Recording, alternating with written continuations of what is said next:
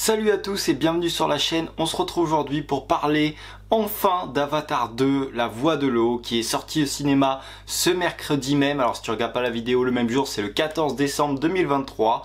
Ça fait 13 ans qu'on attendait une suite à ce film et je t'avoue que du coup ça avait créé un engouement bien sûr parce que le premier film avait carrément explosé le box-office, même si en France il restait deuxième derrière Titanic, mais voilà, ça avait changé, enfin pas changé mais ça va apporter une nouveauté au cinéma et donc ça avait fait un énorme carton. Tout le monde attendait la suite qui avait été annoncée en plus, mais voilà, ça faisait 13 ans qu'on l'attendait, donc d'un sens enfin il arrive, d'un autre sens il y avait une sacrée pression. Est-ce que le film allait remplir ce qu'on lui demandait, est-ce qu'il allait être bon ou non, et donc voilà, donc on va tenter de parler de ça dans cette critique. Je sais plus si je l'ai dit, mais le film est bien sûr toujours réalisé par James Cameron, donc voilà. Dans un premier temps, je voudrais parler des effets spéciaux, des images dans ce film qui sont juste sublimes. Il y a pas d'autre mot, c'est vraiment magnifique. J'ai rien vu de tel, rien vu de comparable à ce film-là. Il y a vraiment rien qui lui arrive à la cheville. Je l'ai vu en 3D. Je l'ai pas vu en IMAX parce que la séance à laquelle je devais aller était pleine, mais je l'ai vu en 3D. La 3D pardon, est irréprochable. Les effets spéciaux sont irréprochables. J'ai jamais vu de tels effets spéciaux à tel point que j'ai eu l'impression d'être sur l'île. En fait, tu vois, je suis sorti du film et je me suis dit, tiens, je vais aller sur Pandora, faut vraiment que je visite cet endroit, c'est magnifique. Donc voilà, j'ai jamais vu quelque chose comme ça. Le premier était déjà très très beau. Personnellement, je n'avais pas été le voir au cinéma, donc je pourrais pas faire cette comparaison là. Après, pour l'avoir vu, alors moi je l'ai vu en Blu-ray parce que pour l'instant il n'y a pas de version plus haute.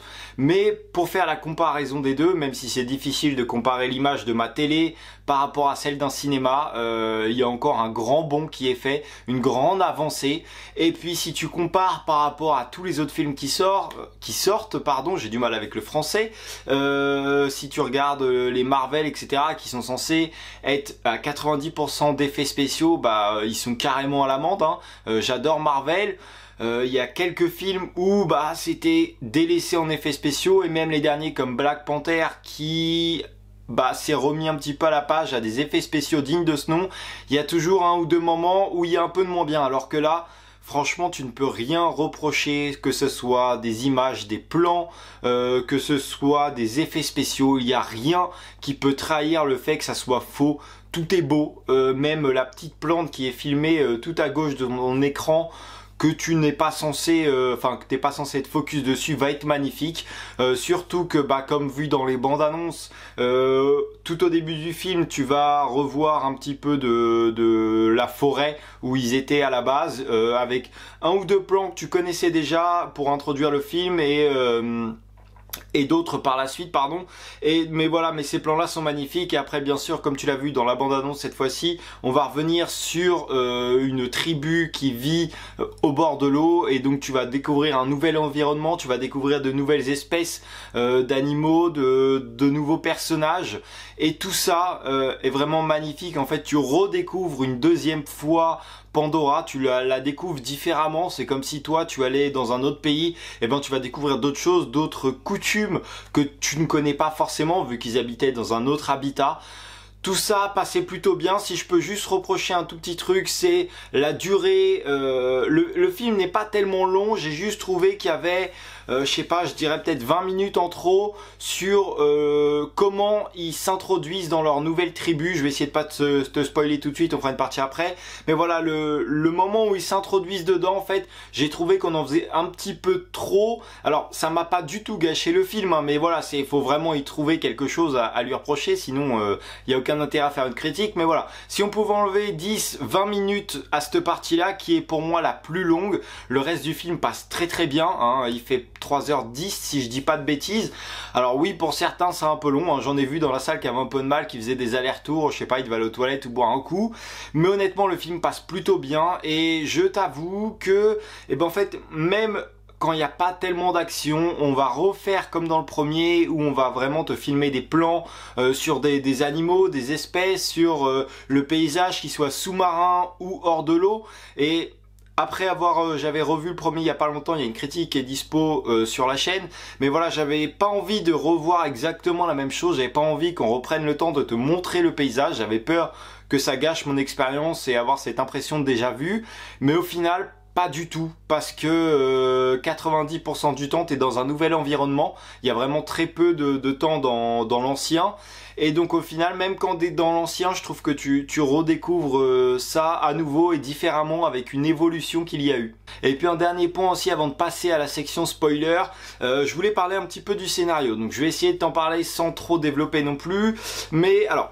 c'est pas le scénario le plus oufissime que tu verras dans un film. On va dire que l'idée de base est assez basique, mais ils ont réussi à la rendre intéressante. Et puis de deux, surtout déjà, c'est très bien écrit. Parce qu'il y en a plein qui prennent un scénario tout basique, tout moisi, je vais te dire, mais qui n'en font rien du tout ou qui le rendent encore pire. Alors que là, voilà, l'histoire est assez basique, mais... on te l'écrit très bien, on ne saute pas de passage, on t'amène tout vraiment comme il faut que ça soit fait. Et t'as la petite touche Avatar en plus qui vient rajouter sur ce scénario. Après moi il y a un point qui m'a un petit peu plus dérangé, c'est le pourquoi du comment les humains reviennent. Enfin, d'un sens c'est plausible, d'un autre sens ça fait un petit peu, on a trouvé une solution pour qu'ils reviennent, point barre, on a rien de plus à en dire. Donc voilà, c'est plausible, hein, ils auraient très bien pu revenir. D'un autre sens, je trouve ça un petit peu léger. Après, honnêtement, ça ne dérange absolument pas au bon déroulement du film, hein, qui reste vraiment grandiose et magnifique. Il y a également un autre point aussi que je voulais aborder, c'est que toute la trois quarts du film va se passer au bord de l'eau ou dans l'eau complètement, donc tu vas découvrir un nouvel environnement. Et ce que j'ai bien aimé, c'est cette transition air et eau que tu vas pouvoir retrouver et vraiment ressentir au niveau des sons. Quand ils sont sous l'eau, tu entends vraiment presque plus de bruit, tu vas vraiment entendre les poissons qui nagent, tout est vraiment très calme et tu vas entendre ton environnement qui est autour de toi. Et quand ils vont ressortir, eh ben tu entends différemment. En fait, t'as un espèce de, je sais pas quels sont, enfin comment ils ont réussi à créer ça, hein. Après c'est leur taf, pas le mien, mais voilà, t'as vraiment une superbe sensation quand ils sont dans l'eau, qu'ils rentrent dedans, etc. C'est super bien joué et quand ils sont sous l'eau, tu te crois vraiment sous l'eau. Franchement, il y a rien à dire là-dessus. Il y a également tout au début du film où quand tu les retrouves encore dans leur forêt, où ils sont sur les icranes en train d'attaquer ou de voler. Et je trouve que par rapport au premier film, tu vas vraiment beaucoup plus ressentir le vent qu'il y a au niveau, ils sont en hauteur comme s'ils volaient en avion, donc tu vas vraiment plus ressentir le vent, les mouvements quand ils font des mouvements avec l'icrane, et ben tu vas vraiment ressentir tous les effets du vent, la poussée que ça pourrait avoir sur le pilote et son icrane. Donc ça, j'ai trouvé que c'était vraiment un plus. Tout au début du film, tu vas pouvoir également aussi que Jake, qui est maintenant un Navy, hein, a apporté tout ce qu'il avait appris dans les Marines et en étant humain, en fait, il l'a apporté au Navy. Maintenant, en fait, ils combattent comme des Marines. Ils sont vraiment très très organisés. Tout au début, tu pouvais les voir que voilà, c'était pas des sauvages, mais ils avaient leur tradition, leur façon de faire. Et en fait, Jake a apporté sa façon de faire. Et du coup, le mélange des deux, ça les rend très très puissants. Maintenant, ils sont coordonnés, ils ont des attaques air en même temps au sol, etc. On dirait vraiment des militaires, mais avec une force décuplée. Et puis, une force décuplée, mais bien dirigée. Donc, ça change vraiment tout. Et tu vois vraiment ce changement et tout ce qui a été apporté depuis. Et également aussi au niveau des les hommes, quand ils vont redébarquer sur Pandora, tu vas vraiment pouvoir voir l'évolution qu'il y a eu. Ils sont pas revenus avec les mêmes armes qu'ils avaient avant, mais voilà, on a une réelle évolution de réelles nouvelles technologies. Après c'est pareil, je pense qu'on en parlera peut-être après, mais il y a plein d'autres vaisseaux, plein d'autres choses qui sont dans ce film qui montrent une réelle évolution, hein. Les hélicoptères, même si ils ont toujours le même style avec les deux grosses hélices qui sont de chaque côté, mais le design de l'hélicoptère était un petit peu redessiné, plus agressif, les robots sont un petit peu plus agressifs, il y a des nouveaux robots, en fait t'as un humain avec comme si t'avais un exosquelette par-dessus le mec, et donc du coup, toi tu bouges là, t'es comme ça, et t'as des énormes bras en fait qui reproduisent tes mouvements. Donc ça j'ai plutôt bien apprécié en fait cet aspect d'évolution, que ce soit pour les navis avec comment Jake leur a appris ce que lui savait, et que ce soit pour les humains avec leur évolution technologique, leurs armes, les vaisseaux, etc. Ils sont pas du tout restés sur leurs acquis. Donc on va passer à la section spoiler maintenant. Donc si tu n'as pas encore vu le film et que tu ne veux pas être spoilé, je t'invite tout simplement à quitter la vidéo et puis reviens voir la suite quand tu auras vu le film. Mais donc voilà, cette fois-ci les humains vont revenir sur Terre tout simplement parce que tu apprends que la Terre est en péril, hein, un petit peu comme la trois quarts des films maintenant, et que cette fois-ci, en fait, on ne va pas venir, comme dans le premier film, je crois que c'est le plutonium, si je dis pas de bêtises, mais en gros, ils vont pas venir extraire un minerai juste pour se faire de la thune, mais ils vont venir mater, entre guillemets, les navis qui habitent ici, l'habitation, quoi. On veut les obliger à coopérer pour que la Terre puisse débarquer sur Pandora pour pouvoir poursuivre son existence. Et chose qui reflète vraiment la réalité, c'est que du coup l'humain a ravagé la Terre. Ils arrivent sur Pandora, les premières choses qu'ils font, les vaisseaux atterrissent, ils débarquent, ça rase la moitié de la forêt, il y a tout qui brûle, ils écrasent tout, et après, ça veut dire quoi, dans 100 ans, ils ont reniqué Pandora, et hop, oui bien sûr, on se déplace sur une autre planète, et on recommence en fait. Donc voilà, l'humain est vraiment ravageur, ne respecte vraiment rien, et pareil, pas tout à la fin, mais dans le film, il y a un moment, il y a Jake qui dit au chef du village, de ceux qui habitent près de l'eau, que voilà, l'humain n'en a rien à faire de l'écosystème de la planète, du bon fonctionnement de la planète. Lui, tout ce qu'il veut, c'est tuer Jake, et puis virer tout le monde et que tout le monde lui obéisse. Il en a rien à faire que le petit oiseau là, il est important pour l'écosystème ou quoi que ce soit. Il en a rien à faire, qu'ils sont complètement différents d'eux. Bon, pareil, un deuxième point, ça peut passer en vrai, mais pareil, je trouve ça assez léger, c'est que le colonel, alors, il est pas vraiment encore en vie, mais tu vas encore te le retaper pendant tout le film. Alors je dis te le retaper, mais voilà, il m'a pas plus dérangé, mais en fait, il crève jamais celui-là, et tu sens, après c'est que mon ressenti, mais je sens que pour le faire revenir, c'était pas l'idée qu'il avait à la base quand il a fait le premier film. T'as plutôt l'impression que le premier film a été fait, que ça a tellement fonctionné que faut enchaîner les suites. Mais en fait ils sont revenus parce que tu vas voir d'autres vidéos qu'ils avaient tournées avant, où chaque militaire qui traînait avec le colonel se sont fait un avatar pour, s'il leur avait quelque chose, pouvoir revenir. Déjà, vu l'état d'esprit où ils avaient débarqué la première fois, je pense qu'à aucun moment ce n'avait vraiment été prévu, et que voilà, ça a été rajouté pour pouvoir mettre un petit peu dans jeu, et apporter un combat différent de ce qu'on aurait pu avoir. Et autre chose qui m'a dérangé, c'est que tout à la fin du film, le colonel était en train de mourir sous l'eau, et son fils va le sortir de l'eau alors qu'il ne peut pas le blairer, et en plus va se barrer après. Donc ça veut dire quoi? Ça veut dire que dans le 1, tu combats le colonel, dans le 2, alors c'est pas exactement lui, mais c'est son avatar avec les gènes du colonel qui combat pendant tout le film et qui était en train de mourir et qui est sauvé. Donc ça veut dire dans le 3 on se retape le colonel, dans le 4 il y a encore le colonel, dans le 5 il y a encore le colonel. Surtout qu'à la fin de celui-ci, les humains n'ont pas été virés de Pandora, ils sont toujours là. Donc tu avais encore quelque chose à raconter pour la suite.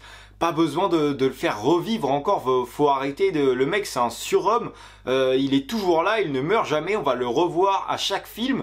Voilà, après on verra ce qu'ils vont faire par la suite, mais y a largement d'autres choses à exploiter que de tout centrer à chaque fois sur lui qui survit à tout. Pareil, il y a un autre truc qui m'a dérangé. La scène finale, Jake va se battre contre le colonel, et auparavant tu vas voir que quand Jake et sa famille sont arrivés sur la tribu de l'eau, ils vont avoir du mal à s'adapter à l'environnement de l'eau. Tu vas les voir sous l'eau, ils sont très vite fatigués et ont du mal à respirer. Donc eux, ils ont eu une sorte d'apprentissage pour réussir à faire ça. Et quand il se bat, Jake, contre le colonel, ils vont se battre sous l'eau.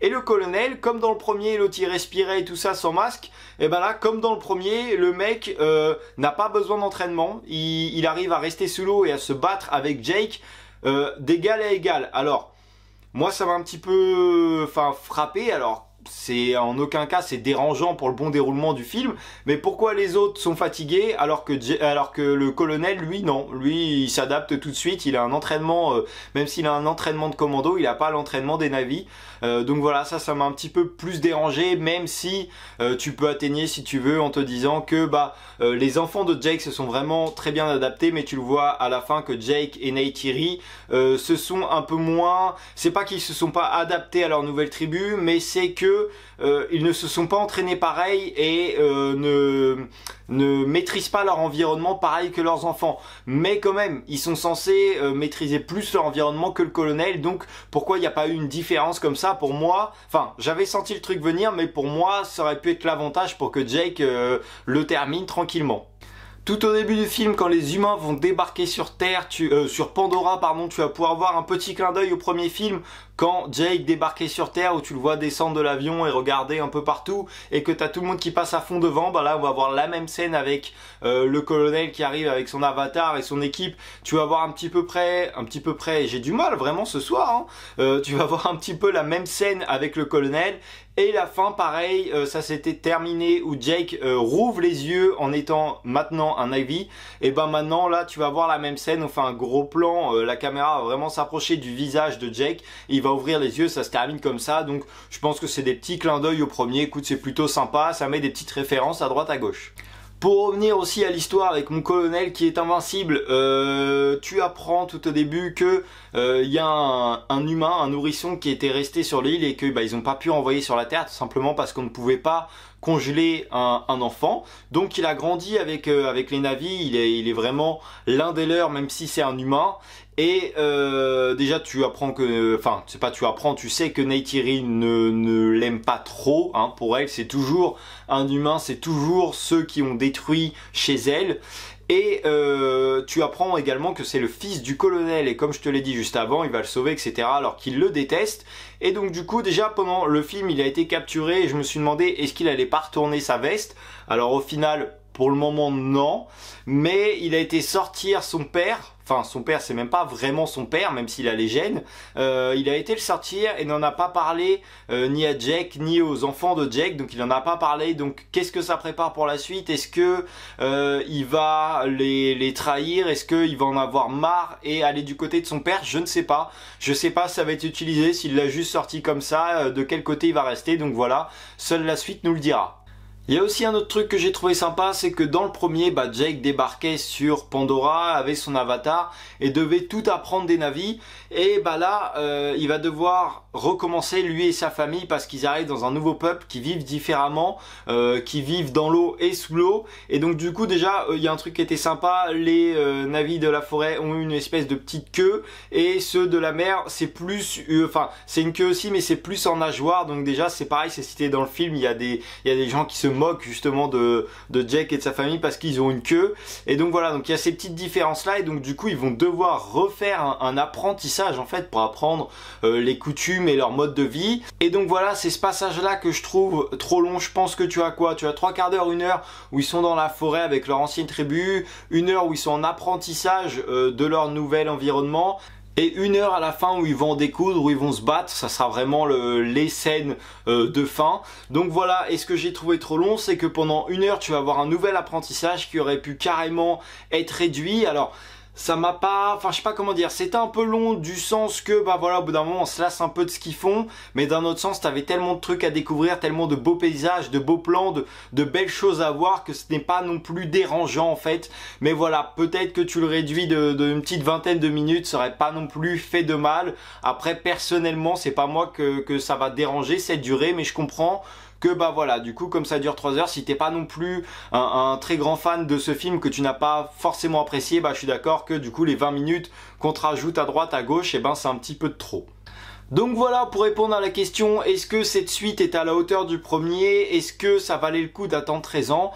Personnellement, j'ai envie de te répondre que oui, j'ai passé un super moment, le film était vraiment génial et grandiose, les effets spéciaux et les images sont magnifiques, le film est vraiment à voir en 3D, je te conseille fortement de le voir en 3D, je crois que de toute façon 99% des séances sont proposées en 3D, je crois que j'ai vu une séance en format normal quoi, donc voilà, mais en 3D c'est vraiment grandiose. J'avais pas vu énormément de films en 3D et je t'avoue que celui-ci m'a un petit peu réconcilié avec le 3D, hein. Avant j'avais pas forcément envie d'y aller, alors que là bon ok là j'y retourne quand vous voulez le voir, surtout ce film là en 3D, donc voilà, j'ai passé un super moment, les images, les effets spéciaux sont magnifiques, le scénario un peu moins. Après bon, j'ai quand même été très content de retourner sur Pandora et je trouve que c'est un superbe film et que il est meilleur que le deuxième.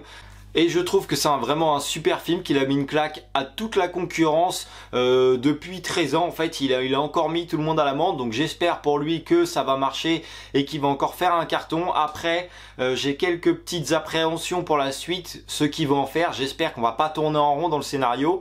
Là, tu as fait ta seule suite avec un scénario assez simple entre guillemets, hein, où tu as réutilisé vraiment les critères du premier pour vraiment faire la suite, l'évolution. Maintenant dans le 3, dans le 4, je crois qu'il y a même un 5 qui a été écrit. Il va falloir qu'on ait beaucoup de nouveautés, beaucoup de choses. Alors après, est-ce que on va partir de Pandora ou quoi que ce soit, j'en sais rien. Mais en tout cas, il va falloir de la nouveauté pour la fin, pour la suite surtout. Donc voilà, si tu n'as pas vu le film, je t'encourage fortement à aller le voir. Je te conseille vraiment de le découvrir. C'est juste une claque monumentale. Sur ce, si tu l'as vu, n'hésite pas à me laisser ton avis en commentaire. Ce que tu en as pensé. Est-ce que c'était trop long? Est-ce que c'était magnifique? Quel moment tu as passé? Donc voilà, dis-moi tout en commentaire. N'hésite pas à t'abonner à la chaîne, à mettre un petit like. Moi, je te dis à la prochaine pour une nouvelle vidéo. Salut!